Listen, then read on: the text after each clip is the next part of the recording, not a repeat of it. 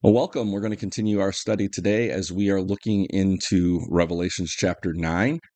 We are picking up on the fifth trumpet, and we talked yesterday about the third of the earth, the third of the land, the third of the sea, the third of the waters, fresh waters being destroyed. This is all leading up to the end, but then we'll go back one verse here and reread verse 13 as we move forward. And it says, as I watched, I heard an eagle that was flying in midair call out in a loud voice, "Woe, woe. Woe to the inhabitants of the earth because of the trumpet blasts about to be sounded by the rest of the three angels." I want to pause there because it's a reminder. In the Old Testament, there are woes that are given. And Jesus even uses this term woe because, he says the seven woes of the Pharisees, the things that they'd done wrong. Woes are generally judgments coming from God, and they are bad judgments because of the way people have lived, the way the world has become. And these woes are no different. These final woes are going to bring this full destruction upon the earth. And let's see what they are. All right. The fifth sounded his trumpet, and I saw a star that had fallen from the sky to the earth. The star was given the key to the shaft of the abyss, and as he opened the abyss, smoke rose from it, and the smoke from as a smoke from a gigantic furnace.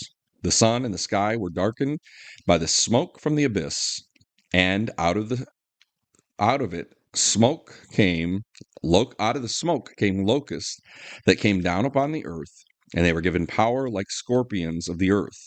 They were told not to harm the grass or the earth or any of the plants, but only the people who did not have the seal of God upon their foreheads. They were not given the power to kill them, but only to torture them for 5 months. And the agony that they suffered was like that of the sting of a scorpion when it strikes a man. During those days, men will seek death, but they will not find it. They will long to die, but death will elude them. The locusts looked like horses prepared for battle. On their heads they wore something like crowns of gold, and their faces resembled human faces. Their hair was like women's hair, and their teeth were like lions' teeth. They had breastplates like the breastplates of iron, and the sound of their wings was like the thunder of many horses and chariots rushing into battle. They had tails that sting like scorpions, and their tails that had the power to torment people for 5 months.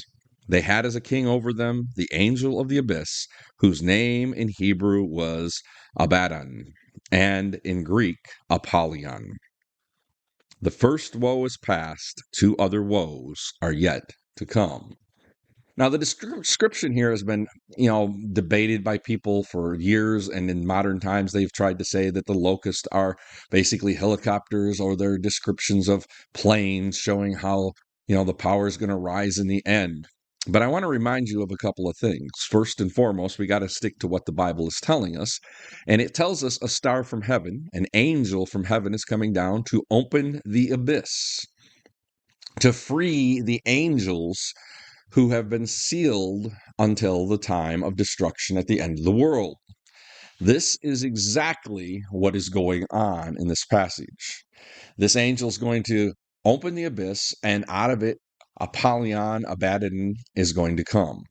And Abaddon is going to bring out these demonic beings described as locusts. They're going to come, and the reason the description is like locusts is it's going to come like locusts over the land. If you've ever seen video of locusts, they cover the sky, they darken out the sky sometimes, and they come with great destruction. Usually it says, if you study what locusts do, they destroy the crops and they destroy the land.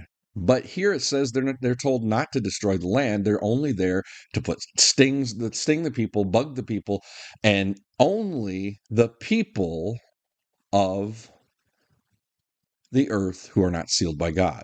Remember, we talked about being sealed, and it's interesting because it's a little like the plagues. We've been comparing this to the plagues of the past, and when we look at the plagues of the Exodus story, back in Exodus, back from chapter 12 to 20 of Exodus, when they're getting into the Exodus and leading up to that time, we see in the book of Exodus, there's a point where, everybody saw the rivers of blood. Everybody sees what happens when Moses is throwing a stick down and other things. But then it changes, in the last of the plagues only come upon the Egyptians. And in the same way, in the end times, some of the plagues are only going to come upon those who are against God. And here it says it's only those that are against God, those who are not sealed by God, those who are not followers of God. God is protecting his people through these plagues. And it's going to be evident. So they will be protected, and it says that this will happen for about 5 months. We've already know that time doesn't mean exactly the same thing. We could argue about that. We're not going to talk about the argument of time because we don't know. It could be 5 months. It could be, whatever time limit God has set. Sometimes times have references to other things in Revelation, and we don't want to dig into that because we shouldn't be arguing about times and things like that. But what we do know is for a time, they're going to be allowed to basically annoy everybody on earth, and they're not going to be able to die. Those people will want to die, but they won't be able to die. And this is only the first woe. And then we get into the second woe, which is going to come to pass as well. So this first woe, we don't know a lot of things. And I'm thinking as we read through here, the best description I've ever seen, and now my mind has just went blank, but it's, one of the newer movies, the Justice League, I think it was, where they have that being that's released at that has been locked up, and they have to fight. And when it comes out, I remember the one scene where it's like these little bugs that are flying around. They're actually creatures. It's a great description. Whoever did that obviously read this passage, and they were depicting what they thought this passage looked like, because it shows the exact same thing. It shows this creature who is like Apollyon. He is the power of evil against the Justice League. And in that movie, that power is not just against them, but then these little creatures, winged creatures, come out, and they're flying all over the place, and they're fighting everybody. And that's kind of a description that John is being given here. I'm not saying the Justice League movie has anything, legitimately to do with the Bible. I'm just saying whoever depicted that obviously had to have read this passage to try to come up with such a scene. And I think it does give us some kind of a physical description. Tomorrow we'll jump into the next of these, but we always end by asking ourselves, what does this mean for us? We know there's destruction coming, but as I said, there's protection for God's people. Even during the plagues that lead up to the end, and even going into the worst of times, God's people are sealed. Our hearts are sealed for God, and we may see what's going on, and we may even be caught up in some of the suffering that goes on around us. But in the end, God is in control. So I hope that you can trust God this week, and I hope that you will put your trust in Him, and in all things that you will follow Him. May God bless you on your journey, and may you bless others as you trek this life.